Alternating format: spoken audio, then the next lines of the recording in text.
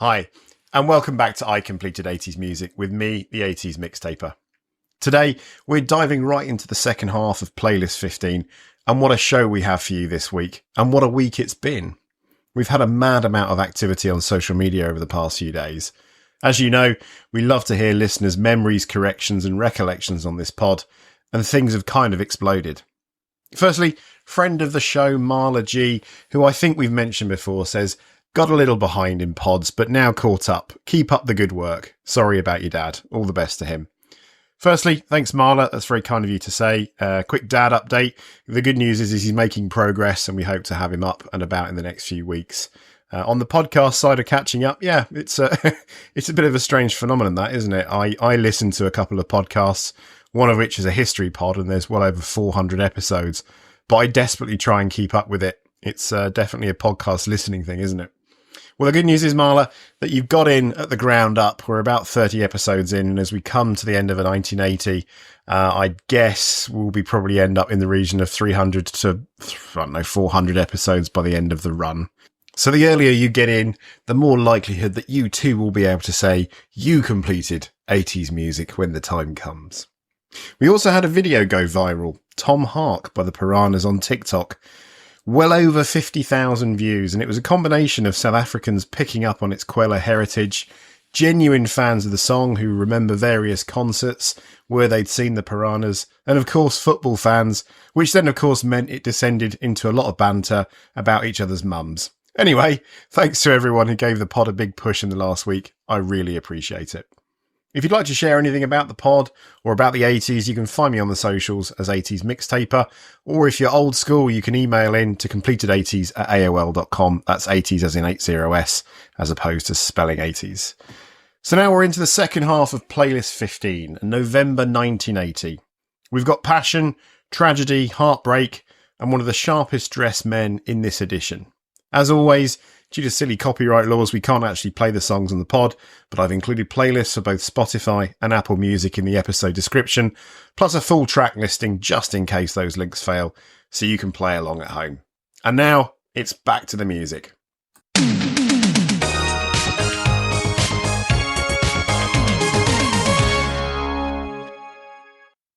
Rod Stewart, 2 words meaning so much. There's a moment in everyone's life when they truly hear that voice for the first time, truly register that rasp like a velvet jacket lined with sandpaper, like a gravel driveway leading up to a mansion where someone is playing the best, dumbest, most irresistible rock and roll you've ever heard. Maybe it's Maggie May, maybe it's Do You Think I'm Sexy, maybe it's the time your mum made you sit through a live rendition of Some Guys Have All the Luck, because she still regrets not running away with a man who kind of looked like Rod Stewart in 1983. The point is, Rod Stewart is kind of inevitable.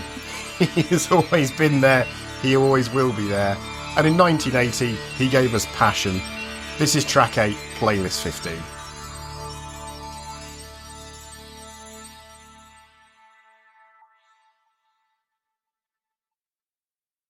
Rod the Mod, born Roderick David Stewart in 1945 in North London. The youngest of 5, a kid who probably spent a lot of time shouting over his siblings just to be heard.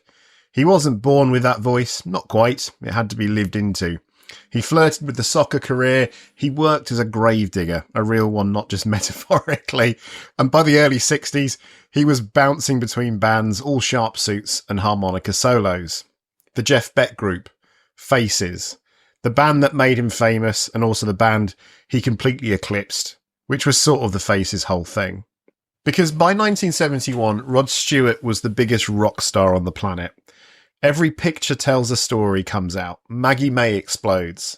The world suddenly realises that here is a man who can sound both supremely confident and heartbreakingly vulnerable at the same time. He is the blueprint for an entire generation of gravel-throated rock frontmen who will never ever be as good as him.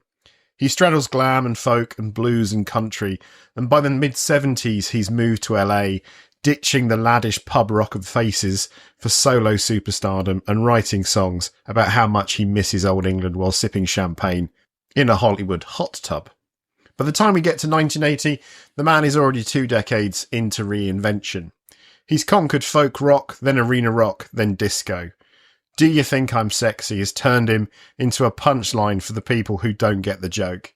His response? Foolish Behaviour, an album that is somehow both a defiant shrug and an aggressive embrace of his new persona as Rod Stewart, international playboy with an endless supply of leopard print spandex. The lead single for that album? Passion.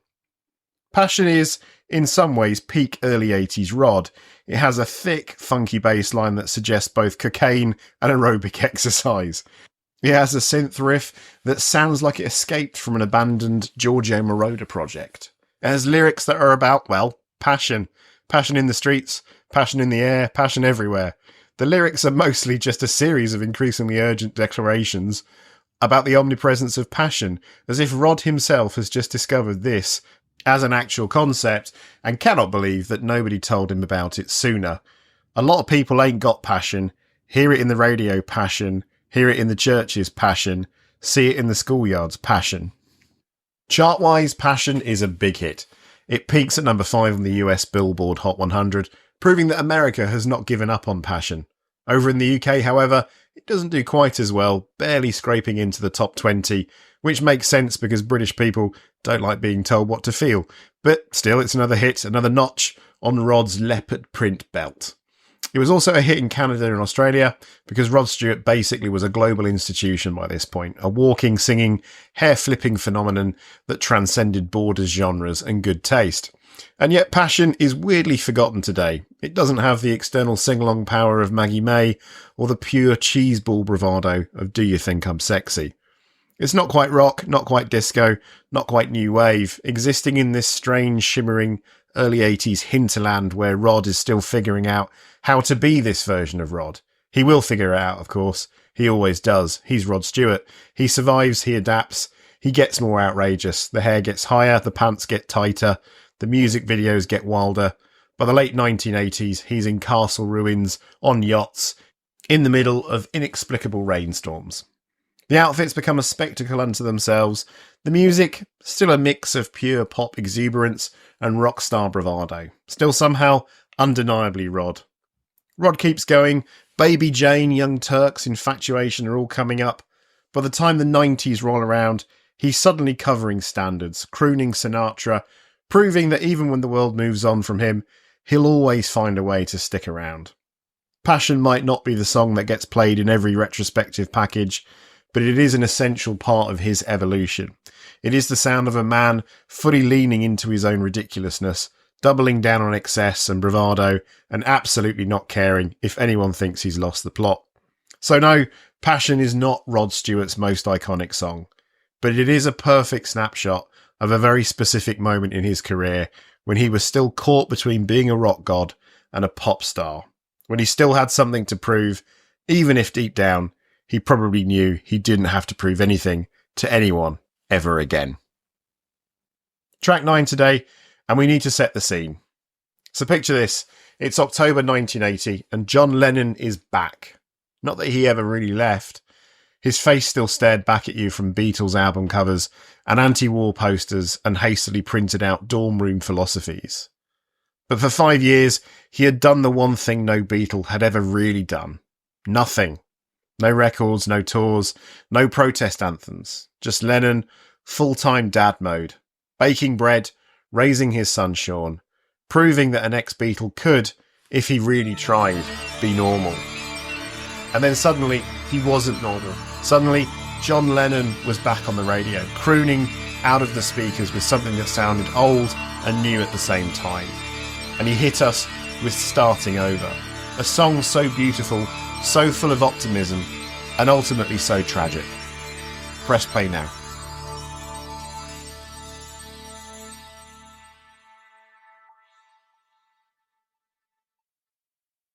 Just like Starting Over, a song so parentheses heavy, you half expect the title to lean sideways under the weight of its own punctuation. It was the lead single from Double Fantasy, his collaborative album with Yoko Ono, and it arrived with the kind of energy that said, hey, remember me? Sorry about the 5-year nap, let's get back to it. It starts with a little chime, like a boarding call for a flight you've just realised you really want to be on. Then Lennon saunters in, sounding older, wiser, but mostly just thrilled to be back in the game. Our life together is so precious together, he sings, stretching out precious like he's revelling in the word itself. The song is drenched in 1950s rock and roll nostalgia. Lennon once described it as an Elvis Roy Orbison hybrid. That hiccuping vocal in the verses, pure Orbison, that swagger, all Elvis. Born in 1940 in Liverpool, Lennon had had a childhood that was, depending on who you ask, either bleakly Dickensian or just generically British. His father, a merchant seaman, wasn't really around. His mother, Julia, was around until she wasn't, struck by a car and killed when John was 17. Raised mostly by his Aunt Mimi, Lennon found music and threw himself into it. By the time the Beatles conquered the world in the early 60s, Lennon had already fully constructed the two most enduring versions of himself, the wisecracking, leather-jacketed rock and roller and the cutting, introspective poet. He was both of those things at once, forever, and then he met Yoko Ono, and something shifted. Lennon's post-Beatles career was sprawling and erratic, bouncing between raw emotional confessions, John Lennon and the Plastic Ono Band, sweeping utopian anthems, Imagine, and baffling shouty avant-garde experiments. But by the mid-1970s, Lennon had burned out. The drinking got heavier, the interviews got weirder. He and Yoko split up for a while, and Lennon spent what he later called his lost weekend staggering around Los Angeles, getting kicked out of bars with Harry Nilsson.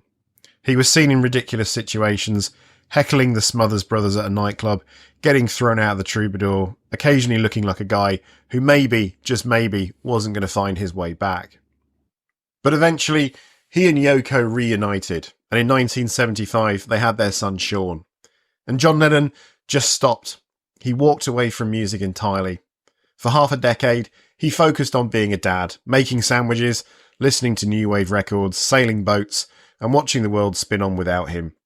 He'd always had a sharp, almost painful awareness of the public eye, and now, for the first time, he was ignoring it. And then, in 1980, he got restless. And as he put it, the music came back. Double Fantasy was recorded in the summer of 1980, full of songs about love, family, and second chances. Just Like Starting Over was the obvious lead single, Lennon's big, goofy, heartfelt reintroduction. The production is slick but warm, the vocals full of that slightly nasal, unhurried confidence. It's been too long since we took the time, he sings, and you can almost hear the smirk. Released on October the 24th, 1980, it was a moderate success at first, climbing the charts but not setting them on fire. In the UK, it initially peaked at number 8 on the official charts. In the US, it was rising steadily. Lennon was gearing up for a full-fledged comeback. He had plans, more music, maybe even a tour. He spoke to journalists with an almost uncharacteristic optimism. He talked about being excited for the future, about writing more, about living long enough to grow old with Yoko. And then, December the 8th happened. You don't need me to spell this part out. Mark David Chapman, The Dakota, 5 gunshots. Lennon, 40 years old, gone in an instant. Just Like Starting Over took on a chilling new meaning. Within days of his death, it shot to number 1 in both the UK and the US. The song's joyful, open-hearted message suddenly sounded unbearably tragic. Lennon had always been about reinvention, about moving forward, about trying to figure things out as he went along. Just Like Starting Over was supposed to be the beginning of something. Instead, it became an ending. The grief that followed was massive, overwhelming and global. Fans gathered outside the Dakota, weeping, singing Beatles songs. Radio stations played Lennon on repeat. The world for a moment seemed stunned into silence. It was one of those moments like Kennedy, like Martin Luther King, like 9/11, like the Queen, where people could tell you exactly where they were when they heard the news. In the years since, the song has remained both beloved and heartbreaking, a snapshot of a man who had finally made peace with himself, only to have it all ripped away. You can still hear it on classic rock stations, sandwiched between Imagine and Hey Jude. A song about second chances that never got one. For track 10 today, we're introducing a well-established band by this point, Roxy Music, and our song is Same Old Scene. Let's talk about how this 1980 single sounds like Bryan Ferry stumbled into the future, seduced the drum machine, and came back with a song that is simultaneously sleek, paranoid, and impossibly cool. This is the sound of a man too stylish to sweat, delivering existential despair like he's whispering sweet nothings into your ear at a party neither of you wanted to attend. Press play now.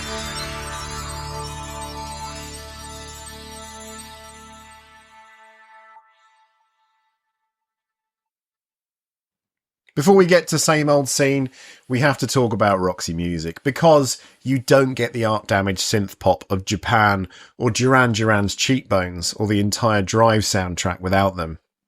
Bryan Ferry assembles Roxy music in 1970. He is an ex-art school student who looks like he was born wearing one of Brian Fantana's aftershaves in Anchorman, probably London Gentleman. His voice sounds like a man crooning from the bottom of a martini glass. He recruits Brian Eno, who dresses like a cosmic court jester and plays synthesizers like he's decoding alien transmissions. Andy McKay brings saxophones and oboes. Phil Manzanera provides the kind of guitar work that somehow makes prog rock nerds and fashion models weak at the knees. Their self-titled debut album drops in 1972, and it's chaos in the best way. Virginia Plain is a glam rock fever dream. Remake Remodel has a bass solo that's literally the Morse code for the letters of a license plate. And by 1973, Eno is gone, off to do his own thing, which is eventually produce everything. But Roxy music evolves, getting sleeker, more refined. Stranded in 1973, Country Life in 1974, Siren in 1975. Each album smooths out the wild edges while still maintaining an air of eccentricity. Ferry is now the world's most debonair sad man, a heartbroken lounge singer who just happens to front one of the most influential art rock bands of all time. Fast forward to 1980, and here comes Same Old Scene, released as the third single from Flesh and Blood. The new wave era is fully in swing. Gary Newman is singing about cars, Japan is making robot funk, David Bowie is a Berlin ghost. Roxy music, now a well-oiled, impossibly polished machine, slots right in. Same Old Scene is built around a Roland CR78 drum machine, which clicks and clatters like an automated heartbeat. Ferry's voice floats over it, crooning about love and loss. Nothing lasts forever, of that I'm sure. Now you've made an offer, I'll take some more. It's all shimmering synthesizers, pulsing bass, and Andy McKay's sax weaving in and out like cigarette smoke in a dimly lit club. It peaks at number 12 on the UK charts, not their biggest hit, but one of their most enduring. It sneaks into the soundtrack for Times Square in 1980, pops up in Ashes to Ashes in 2008, and reappears in Can You Ever Forgive Me in 2018, because, like Ferry, it never really ages. And this is where Roxy music's fingerprints are all over the new wave movement. Japan's David Sylvian basically takes Ferry's whole brooding hyper-stylish frontman thing and runs with it. Duran Duran lift the aesthetic wholesale. The new romantic scene, Spandau Ballet, Visage, ABC all owe a debt to Roxy's contribution of art school weirdness and sleek sophistication. Same Old Scene is practically a blueprint for what pop music is going to sound like in the next few years. Eventually, Roxy music calls it a day after Avalon in 1982, which is basically an entire album of music designed to play while expensive cocktails are being poured. Ferry continues his solo career, always impeccably dressed, always looking like he just stepped out of a noir film. But Same Old Scene is one of those songs that doesn't age, because it never belonged to a specific era in the first place. It sounds like the past predicting the future, like a transmission from a world where style is everything, and heartache is best expressed with a perfectly programmed drum machine and maybe a martini cocktail. For track 11, we are back with Blondie. If you were in Blondie, you're coming off Call Me, which we heard on playlist 8.5, a song so huge it practically ruled the year, perched at number 1 on the Billboard Hot 100 for 6 weeks, a neon-glowing monster of a track that sounded like it was produced inside a cocaine-dusted Ferrari.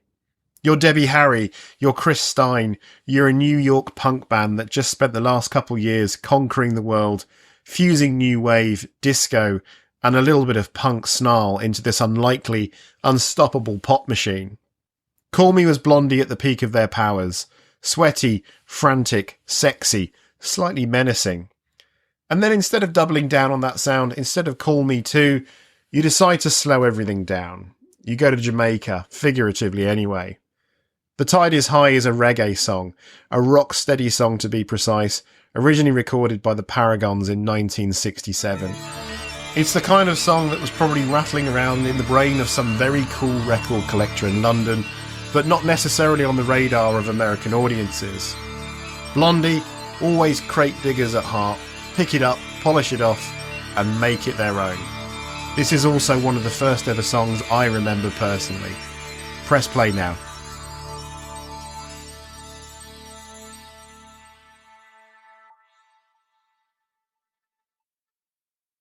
Blondie's version of The Tide is High is a vibe shift in every sense. It's languid, dreamy, defiantly chill. This is not punk, this is not disco, this is not Giorgio Moroder strapping you into a jet engine and launching you into the neon ether like Call Me. This is the opposite of all that. It's a slow sway, the kind of song that gets stuck in your head in the least obtrusive way possible, like a warm breeze through an open window.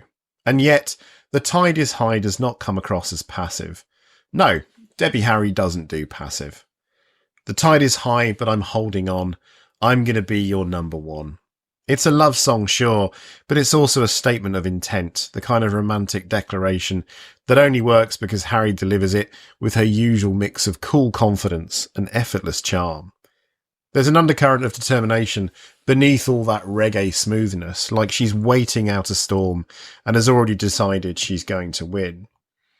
If we're talking The Tide is High, we have to talk about Auto American, the album that The Tide is High lives on. The album is weird, it's sprawling, it's ambitious, and it is all over the place. If Blondie had spent the last few years building a reputation as genre hoppers, Auto American takes that to its logical extreme.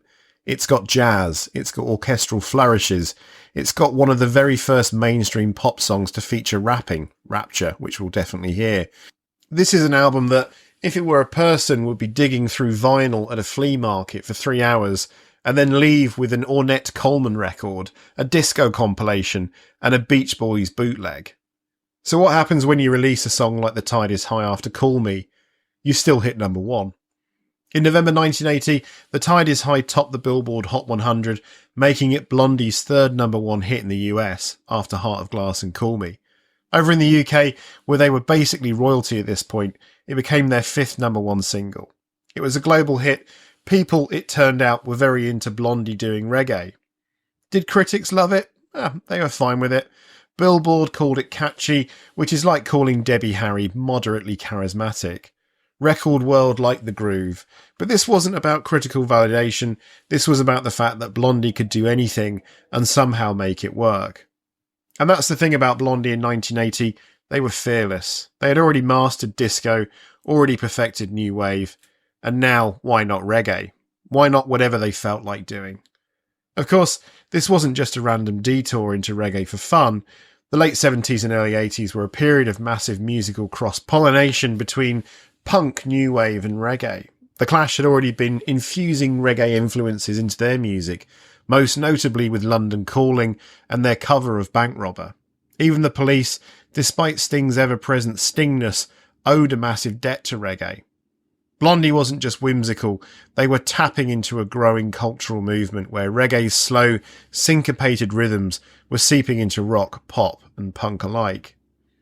The song's music video is a time capsule of early 80s oddball charm. It features Debbie Harry being kidnapped by some alien overlords who take her into their throne room before Blondie saves the day with their chill reggae beats. It's delightfully weird, fitting for a band that never quite took themselves too seriously, even when they were absolutely ruling the charts. Blondie's influence on future pop acts is undeniable, and The Tide is High has a life well beyond its 1980 success. The British girl group Atomic Kitten took their own version of the song to number one in the UK in 2002, proving that even decades later the song still had a way of charming its way to the top. Countless covers and reinterpretations have followed, but Blondie's remains the defining version, the one that took a rock-steady gem and transformed it into a global pop phenomenon. The Tide is High isn't just a stylistic curveball, it's the sound of a band stretching its limbs, deciding that the term genre is just a suggestion. It's a pivot, but it's also a flex, because at this moment in time, Blondie could do anything, and people would still put them at number one. For our penultimate song on this playlist, we visit the great crooner, raconteur, or maybe you just know him as the jazz singer, Neil Diamond, and the song you'll find at the bottom of a regretful glass of scotch in a dive bar at 3 a.m. Love on the Rocks. This is the sound of romantic devastation, distilled into 3 minutes and 40 seconds of pure theatrical heartbreak. This is track 12.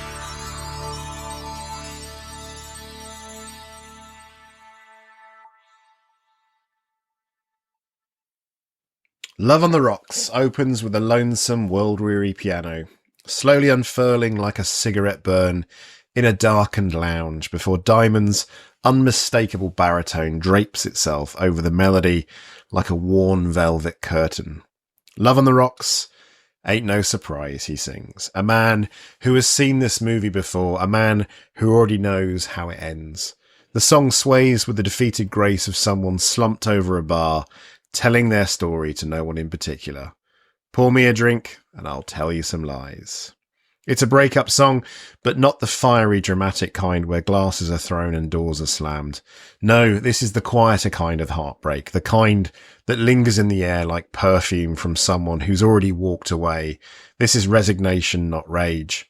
The strings swell, the chorus climbs, and Neil Diamond, the king of bombastic sentiment, delivers a masterclass in restraint. It's not just a song, it's a mood, a moment, a feeling you didn't even know you had until you heard it sung back to you in that familiar, aching voice. Love on the Rocks was released in 1980 as the lead single from The Jazz Singer, the film that was supposed to launch Diamond as a Hollywood leading man. The movie, a loose remake of the 1927 Al Jolson classic, tells the story of a cantor's son torn between his family's religious traditions and his own dreams of pop stardom. Subtle. The film itself was not what you'd call a triumph. Reviews range from lukewarm to brutal, but the soundtrack, that was a different story. The Jazz Singer album became a massive success, selling over 5 million copies in the US alone, and Love on the Rocks was a key reason why. The song climbed to number 2 on the Billboard Hot 100, held back from the top spot only by Kenny Rogers' Lady. In the UK, it peaked at number 17. By 1980, Neil Diamond was already an institution. But how did he get here? How did a kid from Brooklyn who once considered becoming a doctor, who wrote bubblegum hits for the Monkees, who spent the early part of the 70s battling the image of a sequined lounge act, arrive at this moment, crooning about love's inevitable expiration date on the silver screen? Born on January the 24th, 1941 in Brooklyn, New York, Neil Leslie Diamond was the son of a dry goods merchant and a mother who would become his lifelong champion. He spent his early years bouncing between Brooklyn and Wyoming, where his father was stationed during World War II. Back in New York, Diamond attended Erasmus Hall High School, where he briefly sang in the choir alongside a young Barbra Streisand. The two weren't exactly friends. Streisand later admitted she barely remembered him, but their fates would intertwine decades later when she recorded his song You Don't Bring Me Flowers as a duet. In his late teens, Diamond was more interested in medicine than music. He attended NYU on a fencing scholarship, studying pre-med, before a summer gig at a music publishing house changed everything. Given a $50 a week contract to write songs, he realised that anatomy and biology paled in comparison to the thrill of songwriting. He dropped out, much to his parents' dismay, and started grinding away in the legendary Brill Building, the hit factory that birthed some of the biggest pop songs of the 60s. His first taste of success came as a songwriter. In 1966, the Monkees recorded I'm a Believer, a song that Diamond had written, and it became a global phenomenon. But Diamond didn't want to be just a guy behind the scenes, he wanted the spotlight. That same year, he released Solitary Man, a song that would later be seen as his true calling card. More hits followed: Cherry Cherry, Kentucky Woman, Girl You'll Be a Woman Soon, each one solidifying his reputation as a singer-songwriter with a knack for dramatic storytelling. Then came the 70s, the era that made him a superstar. Albums like Hot August Night in 1972, a blistering live recording from Los Angeles Greek Theatre, showcased his ability to whip a crowd into a frenzy. He was a showman, a crooner, a rock star, a little bit of everything. And despite his somewhat schmaltzy reputation, he was cool enough that even the band invited him to perform at the Last Waltz in 1976. Legend has it that after his set, he told Bob Dylan, "Top that." Dylan, without missing a beat, replied, "What do I have to do? Go on stage and fall asleep?" By the end of the decade, Diamond was one of the best-selling artists in the world, but he wasn't satisfied. He wanted to act. Enter the jazz singer. While his performance in the film may not have won him any Oscars, the soundtrack proved that Diamond still had the magic touch. Love on the Rocks remains one of his finest ballads, a song that perfectly encapsulates the way love can go from exhilarating to exhausting, from sweet to bitter. It's a song for the late-night loners, the ones nursing old wounds, the ones who know that sometimes, no matter how hard you try, the story doesn't have a happy ending. Neil Diamond would go on to release more albums, more hits. He would see his songs become anthems, from Sweet Caroline, blaring at every sporting event, to America, soundtracking countless patriotic montages. But Love on the Rocks stands apart, a moment of quiet devastation from a man who spent most of his career making audiences cheer. And maybe that's why it endures, because we've all been there, staring into a half-empty glass, humming along to a song that somehow understands us better than we understand ourselves. For our final track today, in the late 1960s, amidst the vibrant musical landscape of Philadelphia, two aspiring musicians crossed paths in a manner befitting a cinematic narrative. Daryl Hall and John Oates, both students at Temple University, first encountered each other during a band competition at the Adelphi Ballroom. Fate intervened when a fight broke out, leading them to seek refuge in the same service elevator. This chance meeting sparked a friendship and musical partnership that would evolve into one of the most successful duos in rock history. Here they are with Kiss on My List. This is track 13 today.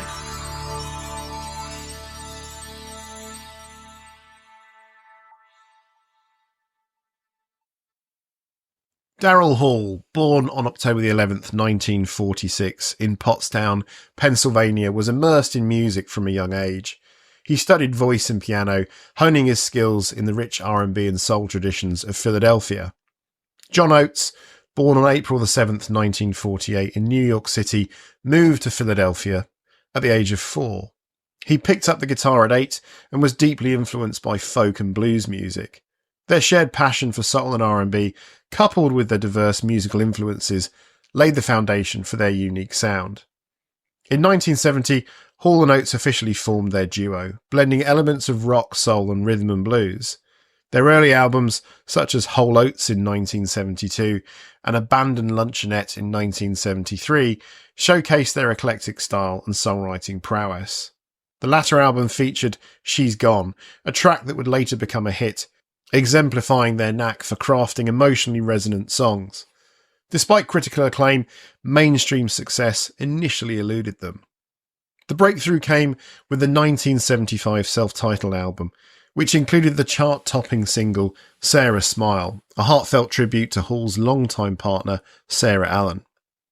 This success was followed by Rich Girl in 1977, their first number one hit on the Billboard Hot 100. These achievements marked the beginning of a series of hits that would dominate the airwaves in the late 70s and early 80s. By 1980, Hall and Oates were poised to redefine their musical trajectory. Their 9th studio album, Voices, released that year, was a testament to their evolving artistry and determination to take creative control. Recorded in New York City, the album saw the duo stepping into the producer's role, allowing them to experiment and refine their sound. This endeavour resulted in a collection of tracks that seamlessly blended rock, pop and soul, appealing to a broad audience. Among the standout tracks on Voices was Kiss on My List, a song that would become emblematic of Hall & Oates' signature style. Co-written by Daryl Hall and Janet Allen, the sister of Sarah Allen, the song was initially intended as a demo to showcase Janna's vocal abilities. However, upon hearing the recording, the duo's manager recognised its potential and insisted it be included on the album. Released as a single, Kiss on My List ascended to the top of the Billboard Hot 100, securing the number 1 spot for 3 consecutive weeks. Its infectious melody, coupled with Hall's smooth vocals, and the song's polished production captivated listeners. The track's upbeat tempo and catchy chorus belied its more nuanced lyrical content. Daryl Hall has described Kiss on My List as an anti-love song. The lyrics, particularly the line, "Your kiss is on my list of the best things in life," suggest a superficial appreciation rather than deep emotional commitment.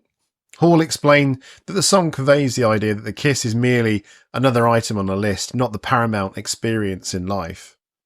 The song's production features the Roland CompuRhythm CR78 drum machine, providing a distinctive rhythmic foundation that complements the layered harmonies with synthesizer accents.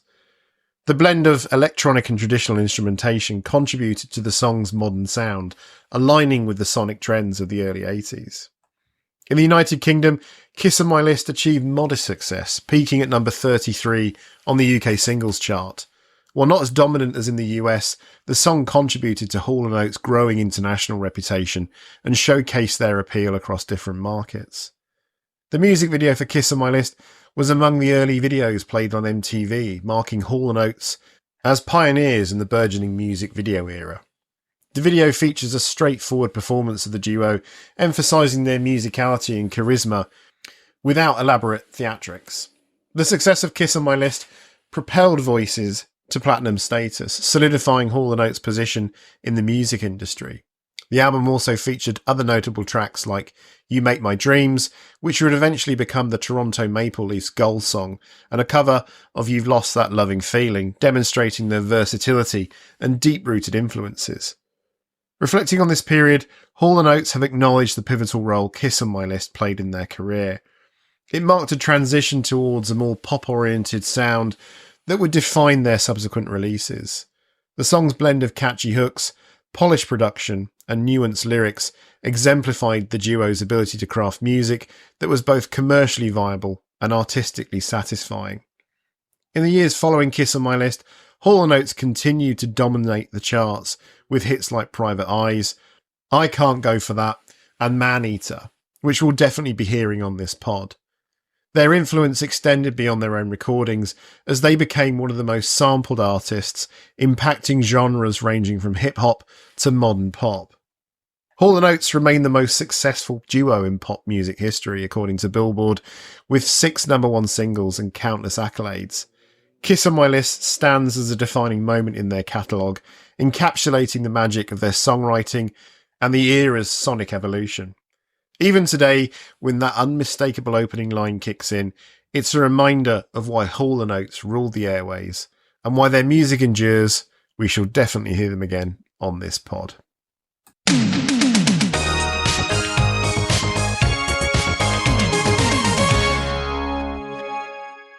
And that is it for Playlist 15. We're now careening through November 1980.